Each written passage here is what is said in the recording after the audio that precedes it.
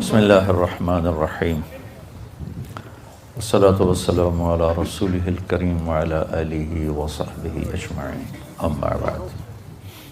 میرے محترم بھائی اور بہنوں، اللہ تعالیٰ نے انسان کو مختلف رشتوں میں جوڑا ہے اور یہ سب اللہ کے بنائے ہوئے ہیں۔ واتقوا اللہ الذی تساءلون بہ والارحام وجعلکم نسبا وصہرا۔ یہ قرآن میں اللہ نے اشارتاً فرمایا کہ میں نے تمہیں رشتوں میں آپس میں جوڑا ہے۔ جو رشتہ سب سے بنیادی ہے اور اہم ہے، اور جس رشتے کے لیے سینکڑوں آیات اتری ہیں، وہ خامد اور بیوی کا رشتہ ہے۔ والدین کے لیے چند آیات ہیں، بہت اہم ہیں، چند ہیں۔ اولاد کے لیے بھی چند آیات ہیں۔ باقی رشتوں کے لیے بھی تھوڑا تھوڑا اللہ تعالیٰ بتاتے چلے گئے ہیں۔ لیکن خامد اور بیوی کے رشتے کے لیے یہ کیسے چلتا ہے، یہ آباد کیسے ہوتا ہے، اس میں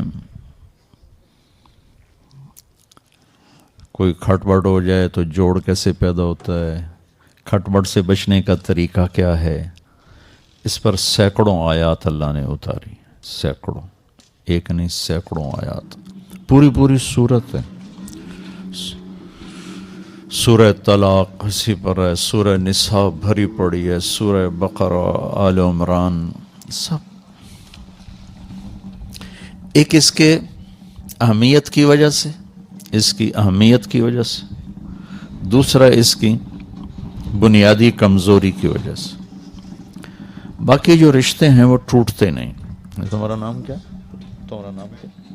عمیر اور کامران میں باپ بیٹے کا رشتہ ہے، یہ ٹوٹنے والا نہیں، موت پہ بھی نہیں ٹوٹتا، آگے جا کے بند ہو گیا۔ اولاد اور ماں باپ کا رشتہ، بہن بھائی رشتہ، باقی جتنے بھی رشتے ہیں جو خون کے ساتھ بنتے ہیں وہ ٹوٹتے نہیں، اس میں تعلق اچھا ہو یا برا ہو، اولاد فرما بردار ہو نافرمان ہو۔ خامد اور بیوی کا رشتہ ایسا ہے جو ایک بول پہ ٹوٹ جاتا، باقی کوئی رشتہ ٹوٹتا نہیں۔ تو یہ نہ ٹوٹے، باقی رہے، اس کے لیے قرآن نے تفصیل سے بیان کیا، اور کسی رشتے کو اللہ تعالیٰ نے اتنی طاقت سے نہیں بیان کیا جتنا اس کو۔ یہ پہلا رشتہ ہے، آدم اور حوا پہلا رشتہ ہے، اللہ نے نکاح، ان میں نکاح کا رشتہ جوڑا۔ آدم علیہ السلام کو مٹی سے بنا کے رکھ دیا، پتلا ننگا پڑا ہوا ہے، کتنے سال پڑا رہا لیجنت، روح ڈالی، کپڑے پہنائے، جنت میں ڈالا۔ جب حوا کو پیدا کیا تو پتلا نہیں بنایا، پہلی عزت دی، پتلا نہیں بنایا، مٹی نہیں کٹھی کی، عورت کو چھپی ہوئی چیز پہلے دن سے بنایا۔ اگر دو پتلے بن جاتے برابر تو کیا تھا، مٹی کے پتلے ہیں، ان میں کیا کشش، اور فرشتوں کو کچھ بھی نہیں چاہیے، لیکن عورت کا پتلا نہیں بننے دیا اللہ نے۔ آدم علیہ السلام جنت میں چلے گئے، جنت کی نعمتوں کے باوجود تنہائی محسوس فرماتے تھے، تو اللہ نے سلایا، اور سوتے ہوئے اللہ نے حوا کو وجود بخشا۔ ہمارے نبی کا فرمان ہے کہ آدم کی بائیں پسلی سے اللہ نے نکالا، جب ان کی آنکھ کھلی تو ایک خاتون پورے لباس میں سج دھج کے بیٹھی ہوئی تھی۔ یہ بات تو مشہور ہے، مردوں میں سب سے خوبصورت یوسف علیہ السلام، یہ بات کم لوگوں کو معلوم ہے کہ آج تک جتنی عورت پیدا ہوئی اور آئندہ پیدا ہوں گی، ان میں سب سے خوبصورت حضرت حوا تھی، اللہ نے ان کو سب سے حسین بنایا تھا۔ تو ان میں پہلا رشتہ قائم کیا نکاح کا، ایک انتظار کروا کے دی چیز قدر پیدا کرنے کے لیے، اور اس کو شروع سے ہی بہت پروٹوکول دیا، ایک پیغام کہ عورت ہر رشتے میں اللہ اس کے لیے خصوصی رعایت چاہتا ہے، خصوصی معاملہ چاہتا ہے۔ نکاح ہو گیا تو مہر پہلے دن سے ہی ہے، تو اللہ نے کہا آدم مہر ادا کرو۔ انہوں نے پوچھا کیا مہر ادا کرو؟ اب جنت تو سونے چاندی سے بھری پڑی تھی، تو کسی چیز کو بھی کہہ سکتے تھے اتنا سونا اٹھا کے دے دو۔ تو اللہ نے فرمایا کہ تیری نسل میں میرا آخری نبی آئے گا، اس پہ ایک دفعہ درود پڑھ دے، بس یہ تیری بیگم کا مہر ہے۔ ابھی آپ کی آمد میں ہزاروں سال پڑے ہیں، اور اس سے پہلے ہی یعنی ظاہر ہونے میں آمد تو سب سے پہلے ہوئی، ظاہر ہونے میں ہزاروں سال پڑے ہوئے ہیں۔ ابو ہریرہ نے آپ سے پوچھا متی وجبت لک النبوہ، آپ نبی کب بنے تھے؟ تو اس کا جواب ہے 40 سال کی عمر، اور کتابی جواب ہے 40 سال 6 مہینے 10 دن، پیر کی رات 21 رمضان، جو تحقیق کے ساتھ۔ تو آپ نے دونوں میں سے ایک جواب بھی نہیں دیا کہ 40 سال یا 40 سال 6 ماہ 10 دن۔ فرمایا کہ میں کنت نبیا وان آدم بین الروح والجسد، ابھی آدم کی مٹی اکٹھی نہیں ہوئی تھی، اللہ مجھے نبی بنا چکے تھے۔ تو اللہ تعالیٰ نے خود یہ جوڑا قائم فرمایا، ان کو جنت میں رکھا، پھر زمین پہ اتارا، پھر نسل انسانی کا سلسلہ چلے۔ اللہ تعالیٰ نے کسی رشتے کے بارے میں قرآن میں یہ تعبیر اختیار نہیں کی کہ یہ میری نشانی ہے۔ جیسے اللہ کہتا ہے ان فی خلق السماوات والارض، یہ آسمانی یہ زمین، واختلاف اللیل والنہار، یہ رات یہ دن، والفلک التی تجری فی البحر بما ینفع الناس، یہ سمندر تمہارے سامنے، اس میں تیرنے والے جہاز کشتیاں، وما انزل اللہ من السماء من ماء، آسمان کی بارش، فاحیا بہ الارض بعد موتها، پھر زمین کا سرسبز ہونا، وبث فیہا من کل دابہ، اس میں زندگی کا پروان چڑھنا، وتصریف الریاح، موسموں کا ہیر پھیر، ہواؤں کا رکنا چلنا جیسے بھی چل رہی، والسحاب المسخر بین السماء والارض، زمین آسمان کے درمیان بادلوں کا کھڑے ہونا، لآیات لقوم یعقلون، یہ بہت بڑی بڑی نشانیاں ہیں جو اپنی عقل کو استعمال کرے گا۔ یہ ایک طرز ہے قرآن کا، اللہ اپنے وجود پر ان چیزوں سے دلیل دیتا ہے۔ تو ایک جگہ اللہ نے عجب طریقے سے نا دلیل دیے اپنے، من آیات ہی، تیرے رب کی بڑی نشانی ہے، ان خلقکم من تراب، تمہیں مٹی سے پیدا کی، فَإِذَا أَنْتُمْ بَشَرٌ تَنْتَشِرُونَ، اور تم بیٹھے ہوئے ایک دوسرے کو دیکھ رہے ہو، بنے مٹی سے ہو۔ ایک آیت چھوڑتا ہوں، اگلی پڑھتا ہوں، من آیاتہ خلق السماوات والارض، میری بہت بڑی نشانی ہے زمین آسمان، واختلاف السنتکم والوانکم، میری بہت بڑی نشانی ہے تمہارے رنگ روپ زبانوں کا الگ ہونا۔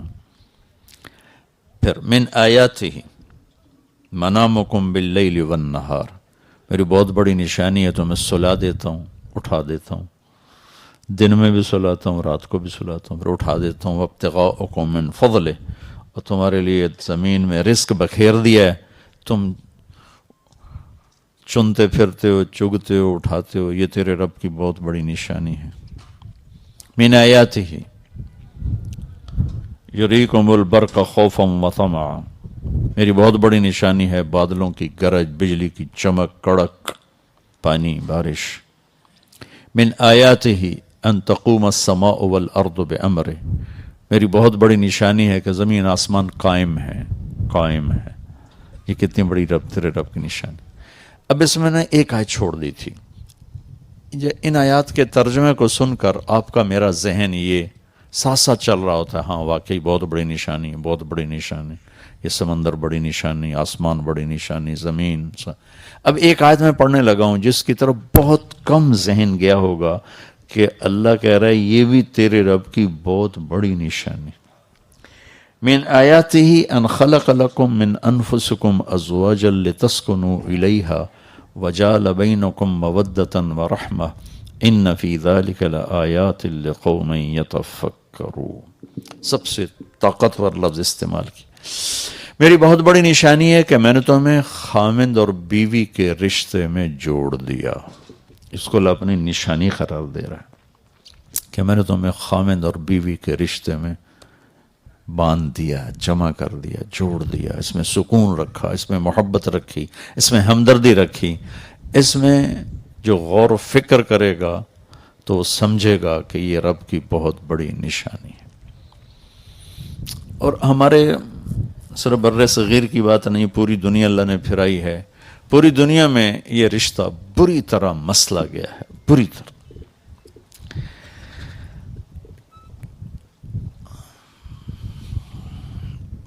بہت زیادہ یہ رشتہ تباہ ہے، پوری دنیا کی بات کرو،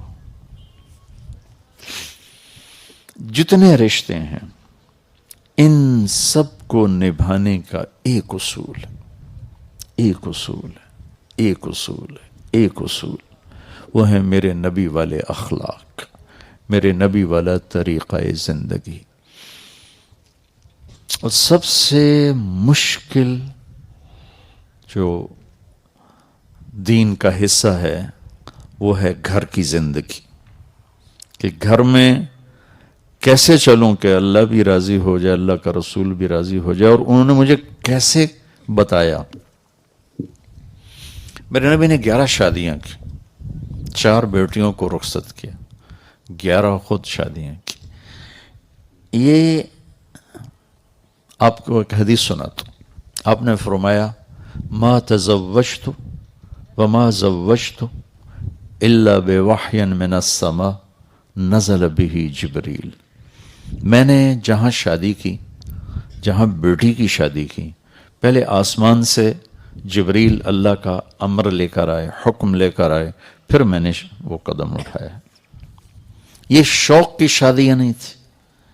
25 سال کا نوجوان 40 سال کی عورت سے کیوں شادی کرے گا جبکہ رشتوں کی کمی کوئی نہ ہو اور حسن و جمال کا پیکر ہو۔ حضرت عائشہ رضی اللہ عنہ فرماتی تھیں کہ یوسف علیہ السلام کو دیکھ کر عورتوں نے ہاتھ کاٹے تھے، اگر میرے محبوب کو دیکھتی تو دل چیر کے بیٹھ جاتی۔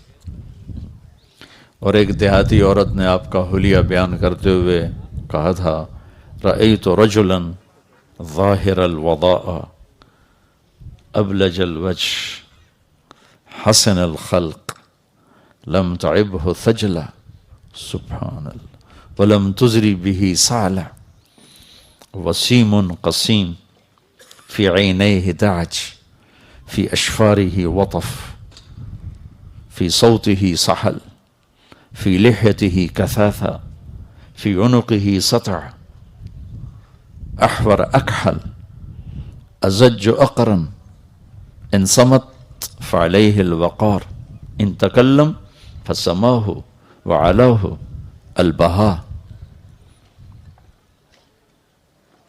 احسنہ وابہاہ من بعید واجملہ واحلاہ من قریب حلو المنطق فصل لا حذر ولا نظر۔ اللہ اکبر، کیا الفاظ ہیں، کیا الفاظ۔ آپ کو شاید ترجمہ سمجھ میں نہ آیا، ردم کی طاقت تو سمجھ میں آ رہی تھی، کیسے ٹک ٹک ٹک ٹک الفاظ اس کے منہ سے نکلے ہیں، اس بی بی کے منہ سے۔ ایک بڑھیا دیہاتی عورت کأن منطقہ خرزات نظم یتحدرن، کہنے لگی میں نے ایک شخص دیکھا، مجھے یوں لگا جیسے 14ویں کا چاندی کپڑے پہن کے زمین پہ اتر آیا۔ یعنی میرے پاس یہ میں کتابی ترجمہ نہیں کر رہا ہوں، جو وہ اماں کہنا چاہتی تھی نا میں وہ بتا رہا ہوں۔ یوں لگا جیسے 14ویں کا چاندی کپڑے پہن کے آ گیا، چمکتا چہرہ، کشادہ پیشانی، پیٹ نہیں نکلا ہوا کہ بدصورت ہو جائے، اتنا دبلا نہیں کہ بے روب ہو جائے، حسن کا مجموعہ، پورا وجود حسن میں ڈھلا ہوا، وسیم قسیم، ایسا حسن کہ جتنا دیکھو دیکھنے کا شوق بڑھے۔ وسیم اسے کہتے ہیں جس کو جتنا دیکھو شوق بڑھ جائے۔ یہ دنیا میں صرف اوپر اللہ ایک اور نیچے اللہ کا نبی، وسیم کوئی نہیں آیا۔ حسین تو بہت ہیں، وسیم کوئی نہیں آیا کہ جتنا دیکھوں دیکھنے کا شوق بڑھ جائے۔ قسیم کہتے ہیں جدھر سے دیکھو خوبصورتی اس کی غلام نظر آئے۔ قسامہ، انگلیاں، جوڑ، ناخن، انگوٹھا، ہتھیلی، بازو، کونیاں، سینہ، چھاتی، ہر شے، جسم کا ہر عضو حسن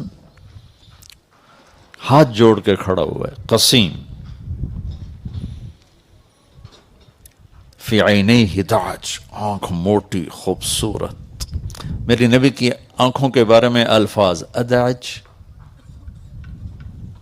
اشکل، احور، اکحل، اہدب، انجل، ابرج، 7 الفاظ ہیں۔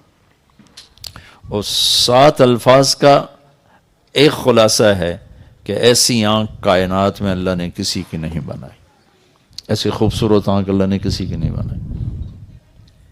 سبحان اللہ۔ حسین آنکھ، پلکیں لمبی دراز، آواز میں کشش، آواز میں ایک نغمہ، آواز میں ایک گرفت کہ دل کو پکڑ لے آدمی کی۔ داڑھی بڑی خوبصورت گھنی، گردن سراہی دار، خاموش ہیں تو وقار کا پیکر ہیں، بولتے ہیں تو نور ہی نور بکھیر دیتے ہیں اور نور چھا جاتا ہے، اور زبان سے نکلنے والے جملے ایسے ہیں جیسے موتی پروئے ہوئے نکل رہے ہوں، اور بھویں اتنی خوبصورت ہیں جیسے آنکھوں کے اوپر کسی نے کمان رکھ دی ہو، یوں کر کے۔ حسین، چمکتی، سرمگی آنکھ ہے۔ یہ اگلا کافی سارا میں نے چھوڑ دیا ہے، تھوڑا سا میں نے آپ کو بتا دیا ہے۔ اس حسین نوجوان کو 40 سال کی عورت سے شادی کی کیا ضرورت ہے؟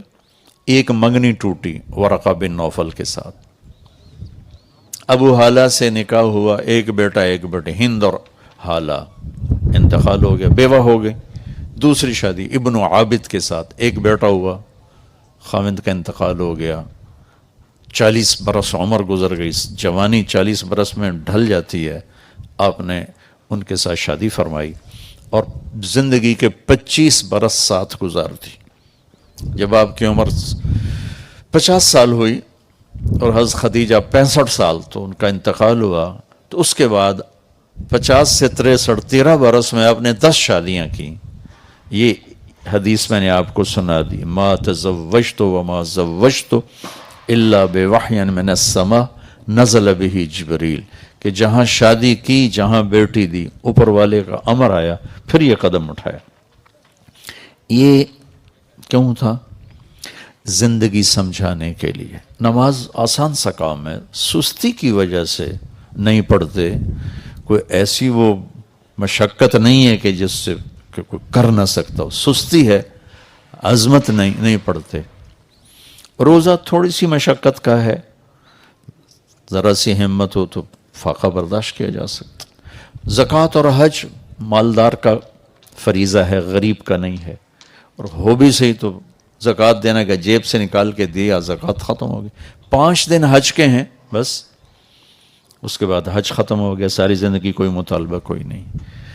مشکل ترین جو مرحلہ ہے وہ گھر کی زندگی ہے، اور خاص طور پر بیوی کے ساتھ سلوک یا بیوی کا خاوند کے ساتھ سلوک، یہ مشکل ترین زندگی ہے۔ اس کو سمجھانے کے لیے فزیکلی، عملی طور پر آپ نے 11 گھر بسائے۔ 2 آپ کی زندگی میں، حضرت خدیجہ مکہ میں فوت ہو گئی، اور زینب بنت خزیمہ 3 ماہ کے بعد شادی کے ان کا انتقال ہو گیا، باقی 9 گھر تھے آپ کے۔ حسن سلوک کے ساتھ گھر آباد کر کے دکھائے۔ ہم عمر کے ساتھ شادی کی، بڑی عمر والی کے ساتھ شادی کی، چھوٹی عمر والی کے ساتھ شادی کی، یہ ایک نسبت ہے عورت کی۔ اب مال میں برابر اس سے شادی کی، مال میں زیادہ اس سے شادی کی، اپنے سے مال میں کم اس سے شادی کی، یہ دوسری نسبت ہے عورت کی۔ طلاق یافتہ سے شادی کی، بیوہ سے شادی کی، کنواری سے شادی کی، یہ تیسری نسبت ہے عورت کی۔ اپنے خاندان میں شادی کی، اپنی قوم میں شادی کی، قوم سے باہر شادی کی، یہ چوتھی نسبت ہے عورت کی۔ یہ چاروں نسبتوں میں آپ نے گھر آباد کر کے دکھائے۔ حضرت خدیجہ بیوہ ہیں، حضرت عائشہ کنواری ہیں، اور حضرت زینب بنت جحش مطلقہ ہیں۔ نہیں، حضرت خدیجہ مال میں زیادہ ہیں، حضرت سودا مال میں برابر ہیں، حضرت جویریہ مال میں کم ہیں، یہ دوسری نسبت ہوگی۔ عمر میں بڑی حضرت خدیجہ ہیں، عمر میں برابر حضرت سودا ہیں، عمر میں چھوٹی باقی ساری بیگمات ہیں۔ اپنے خاندان میں ام حبیبہ، خدیجہ، ام سلمہ، حفظہ، یہ ساری اپنے خاندان میں شادی۔ قریش میں شادی کی، قریش سے باہر شادی کی، جویریہ بنی مستلق سے ہیں، میمونہ وہ ہلالیہ ہیں، بنو ہلال سے ہیں۔ پھر قوم سے بھی باہر شادی، عرب سے باہر شادی کی، حضرت صفیہ یہودی خاندان سے، بنو قریظہ۔ تو جتنی نسبتیں عورت کی بن سکتی ہیں، ہر نسبت میں شادی کر کے زندگی گزار کے ہمیں طریقہ سکھایا ہے۔ بھائیو،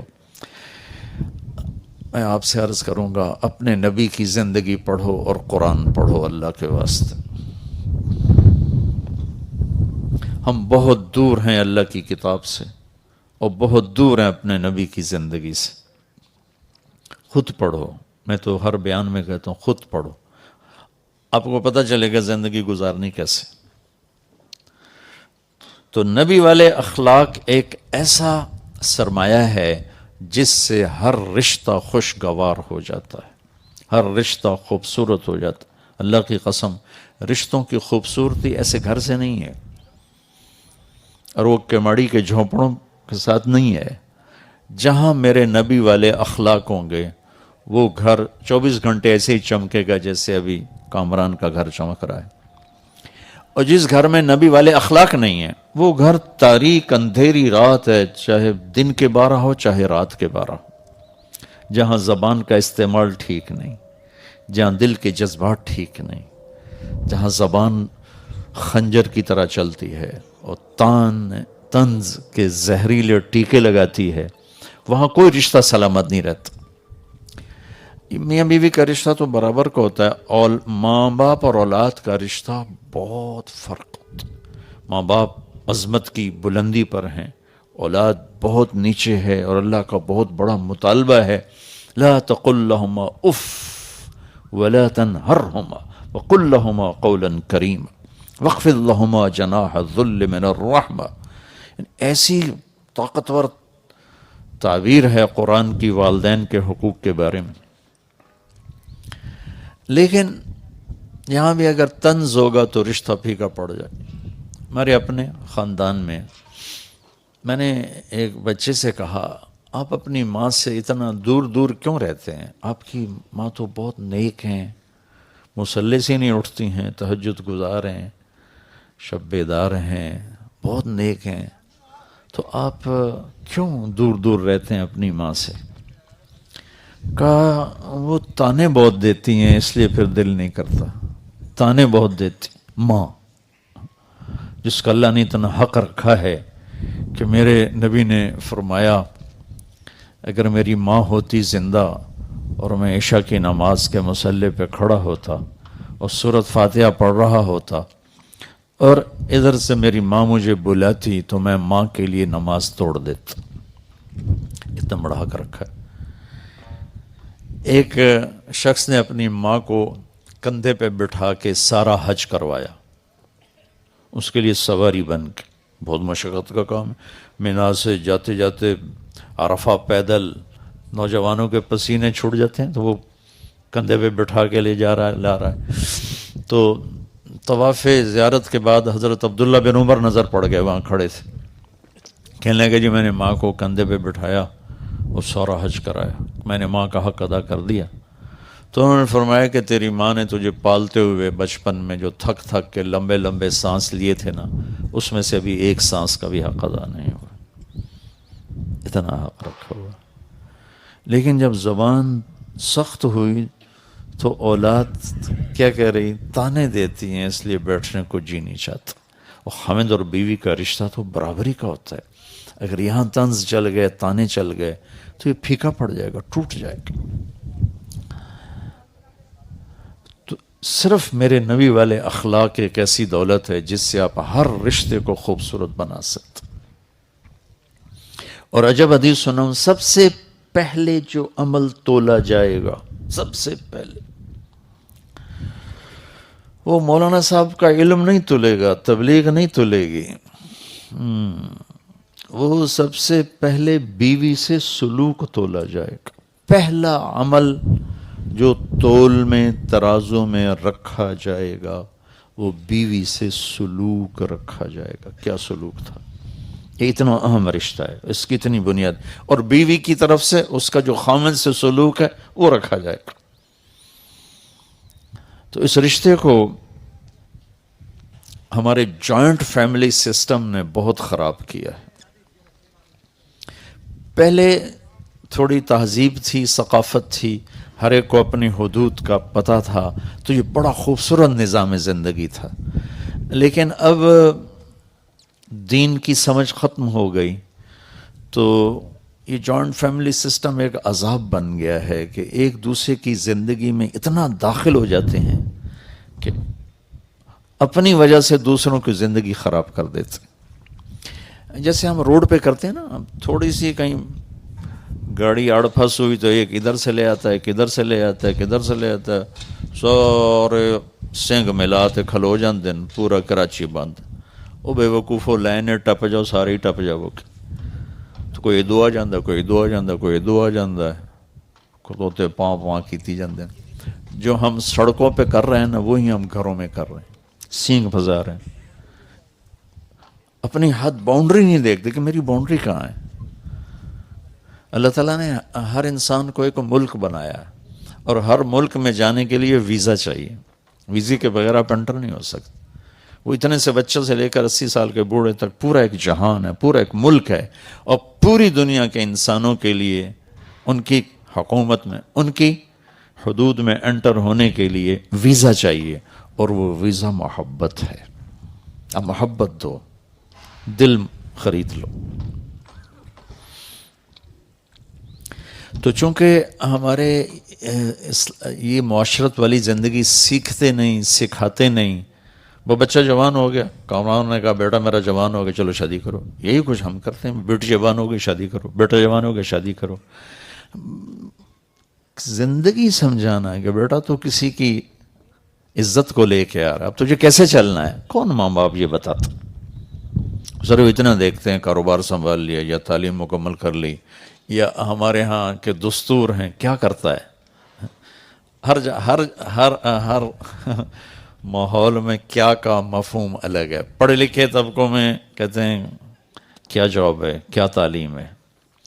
کامران جیسے طبقوں میں کہتے ہیں کیا کاروبار ہے، کتنا کاروبار ہے، گھر کہاں پر ہے. ٹھیک ہے. اور زمینداروں میں کہتے ہیں زمین کتنی ہے، زمین کتنی ہے. بندے دا پتر یہ کھوتے دا اینو چھڈو پر، بس یہ دسو زمین کتنی ہے. کاروبار کی ہے، تعلیم کی ہے، سٹیٹس کی ہے، گریڈ کی ہے، رینک کی ہے.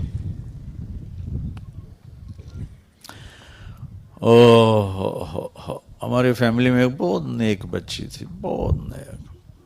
اس کا رشتہ ہوا تو میں نے اس کی خالہ سے پوچھا، وہ ساری اس کو ماسی کہتے تھے. میں کہا ماسی چھور کے ہو جائے.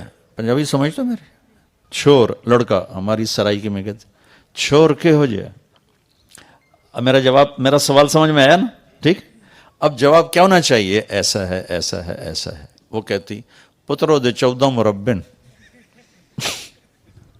میں نے کیا سوال کیا تھا؟ تو میں نے دوبارہ کہا، میں کہا ماسی چھور کے ہو جائے. کہا پترو دے 14 مربن. یہ میرا ماحول ہے، یہ میرے ماحول میں یہ پوچھا جاتا ہے زمین کتنی. کامران کے ماحول میں پوچھا گیا کاروبار کیا ہے، گھر کہاں پر ہے، کتنا گز کا گھر ہے. یہ دیکھا جاتا. انسان تھوڑا ہی دیکھا جاتا.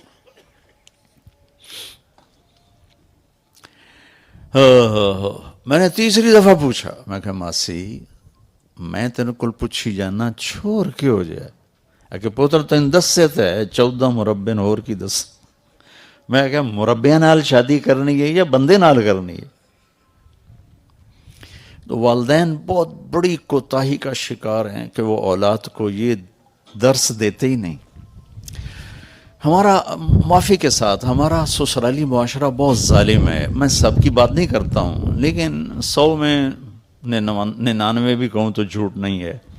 ہمارا سسرالی معاشرہ بہت شدید ہے، بہت سخت ہے.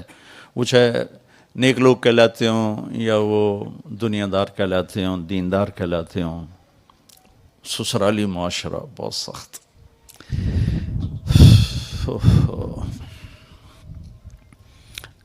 نہ سیکھا ہے نہ سکھایا ہے. کسی کی میری بیٹی نے کسی کے گھر جانا ہے، وہ جاتے ہی وہاں آگ لگا دے تو میں نے کیا کیا؟ لعنت ہے اس غفلت پر کہ میری بیٹی کسی کے گھر جا کر ان کو ٹکڑے ٹکڑے کر دے تو میرے ماں باپ ہونے پر افسوس ہی کیا جا سکتا. میرا بیٹا کسی کی بیٹی کی کے دل کو چیر کے رکھ دے اور تار تار کر کے رکھ دے تو افسوس ہے اس باپ پر جس نے اتنا بھی نہ سکھایا اپنے بیٹے کو کہ کسی کی عزت کو کیسے لے کے چلنا ہے. بھائیو، یہ بڑا دکھتا ہوا مضمون ہے، بہت دکھتا ہوا مضمون. کیونکہ نمازی 100 میں 20 ایک بن جائیں گے کلیکٹیولی، چونکہ سرحد میں نمازی زیادہ ہیں، پنجاب میں اس سے کم ہیں، سندھ میں اس سے کم ہیں، بلوچستان میں اس سے کم ہیں.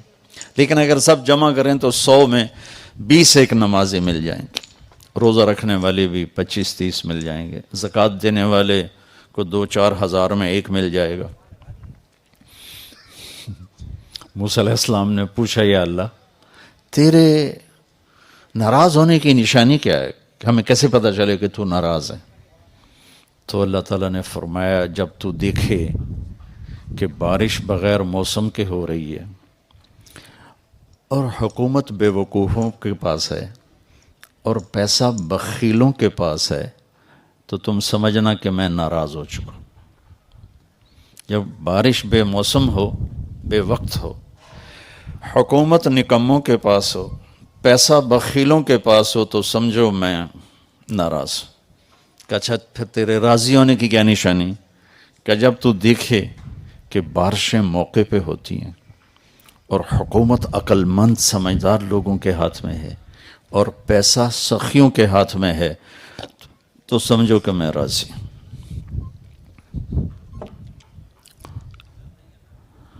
تو 100 میں نمازی 10 15 20 30، بلکہ میں موریتانیہ گیا، غریب سا ملک ہے، 100% نمازی ہیں وہاں. زکوٰۃ دینے والے بھی مل جائیں گے، حج کرنے والے ماشاءاللہ حرم بھرا پڑا ہوتا ہے، عمرہ کرنے والے حرم بھرا پڑا ہوتا ہے. لیکن اخلاق والے ڈھونڈنے نکلو گے تو 1 لاکھ میں ایک بھی نہیں ملے گا. 1 لاکھ عورتیں اکٹھی کر لو، 1 لاکھ مرد اکٹھے کر لو، ان میں ایک مل جائے تو مجھے سزا دینا. اتنا قحط ہے اس کا، جیسے صحرا ہے، لک و دک صحرا. اس میں سب بس جیسے کہتے ہیں اس تالاب میں سب ننگے ہیں. تو اس بد اخلاقی کے حوض میں میرا پورا دیس نہیں، پوری امت مسلمہ اس وقت اس بد اخلاقی کا شکار. جس نبی نے بیٹی کے قاتلوں کو معاف کیا، جس نبی نے 21 برس قتل کے منصوبے بنانے والوں کو ایک جملے میں معاف کیا، مکے والے جاؤ معاف کیا. تو ہماری زندگی سے معاف کرنا ہے ہی کوئی نہیں، معاف کرنا ہے ہی نہیں، درگزر کوئی نہیں. تو اس بچے کو، آپ کو، اپنے آپ کو، آپ سب کو ہاتھ جوڑ کے درخواست کرتا ہوں، اپنے رشتوں کو، ہر رشتے کو آباد کرنے کا ایک ہی سبب ہے میرے نبی والے اخلاق، میرے نبی والے اخلاق. اور اس کو اگر جمع کروں 2 چیزوں میں جمع ہو جائیں گے، ایک زبان کا بول ٹھیک ہو اور ایک دل کا جذبہ ٹھیک ہو. زبان سے کسی کے لیے نفرت کا، غیبت کا، طعنے کا، طنز کا بول نہ ہو، اور دل میں کسی کے لیے بغض اور نفرت اور کھوٹ نہ ہو. 2 حدیثیں سنا کے نکاح پڑھتے ہیں. میرے نبی نے فرمایا معاذ تمہیں سارے دین کا خلاصہ بتاؤ. کتنا ہیوی ویٹ لفظ ہے, سارے دین کا خلاصہ بتاؤں. ایک نصیحت فرمائی تھی لمبی چوڑی, اس کو پھر وہ پورا دین ہی آپ نے بتایا تھا. انہوں نے کہا جی بتائیے. تو آپ نے یوں کیا, مجھے دیکھ رہے ہو, زبان باہر نکالی اور یوں پکڑی یوں, اور فرمایا معاذ اس زبان پہ قابو رکھنا. وہ کہہ لیں گے یا رسول اللہ زبان کے بول پر پکڑ ہوتی ہے؟ آپ نے کہا تیرا بھلا ہو, سب سے زیادہ جہنم میں زبان دھکا دے گی. یہ اس شخص کو سمجھایا ایسے جن کے ہاتھ میں قیامت کے دن علماء کا جھنڈا ہوگا. اتنا بڑا آدمی, 18 ہجری میں انتقال ہوا. 1434 ہجری میں اردن گیا, یعنی آج سے ابھی کیا 39 ہے, 5 سال پہلے. تو میں ان کے مزار میں انٹر ہوا تو سارے مزار میں خوشبو پھیلی ہوئی تھی, ان کی قبر سے خوشبو آ رہی تھی. 1400 سال سے اوپر گزر چکا ہے, ان کو قبر میں گئے ہوئے اور قبر سے خوشبو آ رہی تھی. پورے کمرے میں مہک تھی, مزار پورے میں. اور ان کو یوں کر کے سمجھایا کہ اس زبان پہ قابو رکھنا, اس زبان پہ قابو رکھ لیں. اللہ کی قسم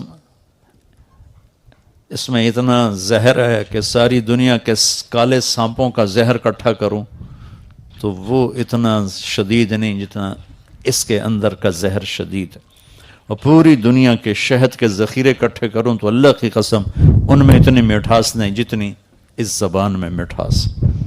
بس اپنے بول کو پازیٹیو کرنا بنا لیں, بیوی کے لیے, بیوی خاوند کے لیے, ماں باپ اولاد کے لیے, اولاد ماں باپ کے لیے, بھائی بہن ایک دوسرے کے لیے, مالک نوکر کے لیے, نوکر مالک کے لیے, بڑا چھوٹے کے لیے, چھوٹا بڑے کے لیے. زبان کا بول خوبصورت بنا لیں. واللہ آپ سے جانور بھی پیار کریں گے. انسان تو انسان ہے, جانور بھی پیار کریں گے. اور ایک اور حدیث سناتا ہوں. میرے نبی نے کہا میرے بیٹے انس, میری ایک بہت بڑی سنت, یہ بہت بڑی کا لفظ مجھے اسی ایک حدیث میں ملا ہے, اور بھی کہیں ہوگا مجھے یاد نہیں, اس لیے میں دعویٰ نہیں کرتا ہوں, غالباً کہتا ہوں کہ میرے بیٹے انس میری ایک بہت بڑی سنت ہے. دیکھو یہ داڑھی بھی سنت, یہ پگڑی بھی سنت ہے, سفید لباس بھی سنت, سیدھے ہاتھ سے کھانا بھی سنت ہے, مسواک کرنا بھی سنت ہے, شادی بھی سنت ہے, زندگی بھری پڑی سنتوں سے. لیکن یوں کہنا میری بہت بڑی سنت, یہ یہیں یاد پڑتا ہے. پھر فرمایا کہ اگر تو نے اس پہ عمل کیا نا تو جنت میں میرا ساتھی ہو جائے گا. جنت کا مل جانا بھی بہت بڑی بات ہے, لیکن جنت میں اللہ کے نبی کا ساتھ اور پڑوس ملنا یہ جنت سے بھی بڑی بات ہے. تو فرمایا کہ وہ یہ ہے ان استطاعت میں ایک اشارہ ہے کہ مشکل بتا رہا ہوں, آسان نہیں, مشکل بتا رہا ہوں. ان تصبح و تمسی, اس میں اشارہ ہے کہ جو بتانے جا رہا ہوں یہ ساری زندگی کرنا پڑے گا, صرف ایک دفعہ کا نہیں ہے. جیسے ایک دفعہ داڑھی رکھ لی بس, یہ ساری زندگی کرنا پڑے گا, ساری زندگی, اور زور لگا کے کرنا پڑے گا, آسانی سے نہیں ہوگا. کیا ہے یا رسول اللہ؟ وَلَيْسَ فِي قَلْبِكَ غِشٌّ لِأَحَدٍ فَافْعَلْ. اللہ اکبر, واہ یا رسول اللہ, رحمت للعالمین ہونے کا کیا ثبوت دے رہے ہیں, واہ یا رسول اللہ.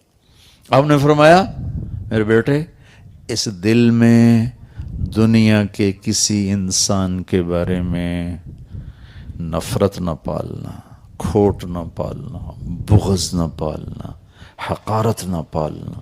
اس دل کو پوری دنیا کے انسانوں سے صاف رکھنا. بس یہ میری عظیم الشان سنت ہے, یہ میری عظیم الشان سنت ہے.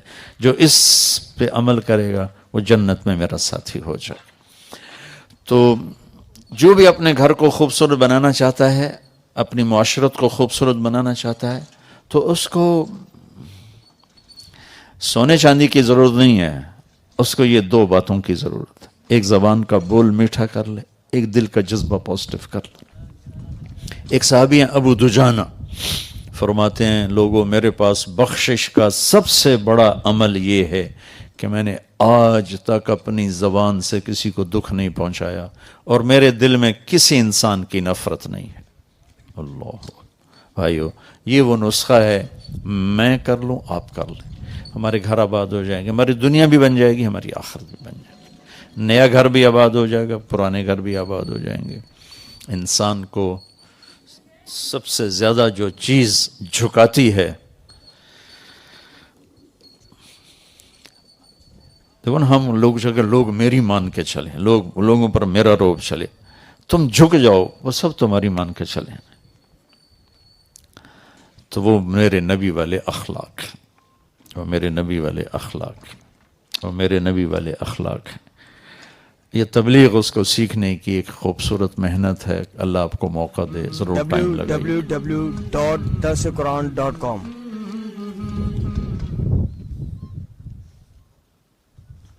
ماہم، جی مام اچھا، وجاہت کدھر ہے؟ وجاہت صاحب کون ہے؟ اچھا اچھا، ادھر آ جائیں۔ 1,00,000 روپے مہر 1,00,000۔ جی